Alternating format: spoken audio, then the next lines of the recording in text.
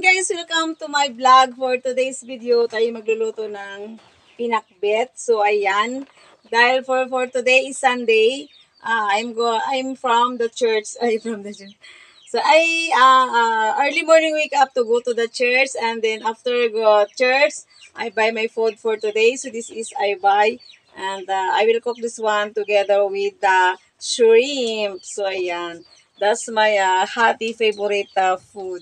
So that's why I'm cooking right now. So let's do it.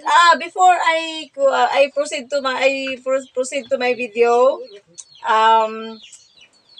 Please don't forget to subscribe and click the bell button. So ayan, huwag kalimutan mag-subscribe mga palangga sa aking video. So ayan yung ating. And later I will show you the shrimps that I buy today. Sus, nahulog. So ayan, stay tuned mga palangga. So ayan, papakita ko sa inyo yung aking shrimps. Niluluto ko muna siya guys before I put, bago ko siya ihahalo sa vegetables. So, eto yun siya. So, ayan, stay tuned muna. Ayan, charot. So, nag-separate ako ng, ayan, layo. So, nag-separate ako ng, para sa ihalo ko sa gulay. So, ito yan mga palangga. This is the shrimp. So, pasensya na kayo. Ang aking side is mini of sacks because this is a charcoal that I use for cooking. This is all charcoal. I buy more because maybe to reserve, maybe the typhoon is coming. If ever the typhoon is coming, I have already charcoal. So, that's why you can see more sacks at my side. At my dirty kitchen. Charot. Okay.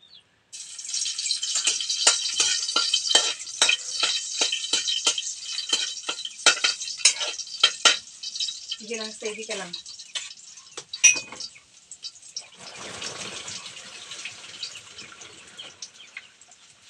So, okay. So, this is my menu.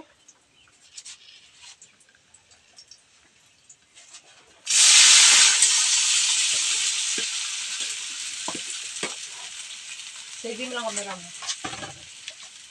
So, ito ay pinakbet with shrimp.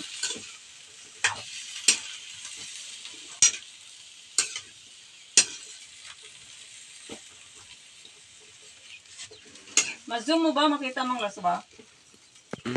Ma-zoom mo. Ito lang. Zoom. Hindi, side. Right? Sige, wag mo na zoom. Balik mo na sa normal. Patingin. So, this is my pinakbet. So, later guys, ilalagay ko yung shrimps. So, ayan, while waiting for our menu for today, so, ayan, let's talk first. So, ayan, mga palangga, so, I'm so sorry to say that I have a long time that I don't have video to be uploaded because I have something doing that important matters that I'm doing every day. So, this is, I have a free time for now to do doing my vlog. So, tama ba yung English ko mga palangga? Napapractice na tayo maybe someday. Maging English spoken tayo. So, ayan. Nag-against the light yung aking dirty curtain. So, ayan siya. Waiting na tayo sa aking pinakbit with hipon. So, ayan. So, kung nakikita nyo yung aking ginagamit na panggatong is charcoal or uling. So, ayan, uling siya, guys. Kasi ang hirap ng kahoy dito sa amin. Ganon din, bibili din ako ng kahoy. So, mas better na charcoal na lang kasi sa one sacks is tagal-tagal ko pang maubos. So, ayan, I have a reservation 1, 2, 3 sacks of charcoal for that I use. So, hindi ko alam kung ilang months natin ito magagamit. So, ayan, we proceed to our menu for today. Charot! So, ayan na siya guys. Ayan, ang aking masarap na pinakbit.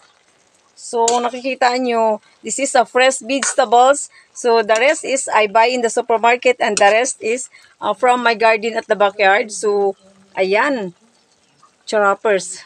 Ang kamay ko nakikita sa camera. So, ayan, transfer tayo sa kabilang side. So, ayan guys. Wala pa yung aking shrimps dyan, yung nagpapasarap at nagpapayamers sa aking niluto for today. So, ayan. So, ang niluto ni Miss Ann TV Vlogs, ang kanyang pinakbit with hipon. Guys, ito na yung aking last part of aking menu for today. Ilalagay na natin yung shrimps. So, ayan.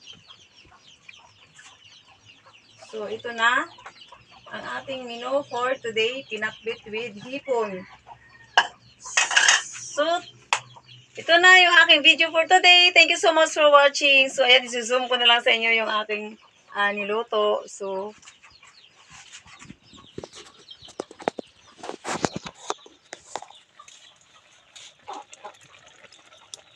ayan siya guys. Pinakbit with shrimps. Pinakbit with shrimps.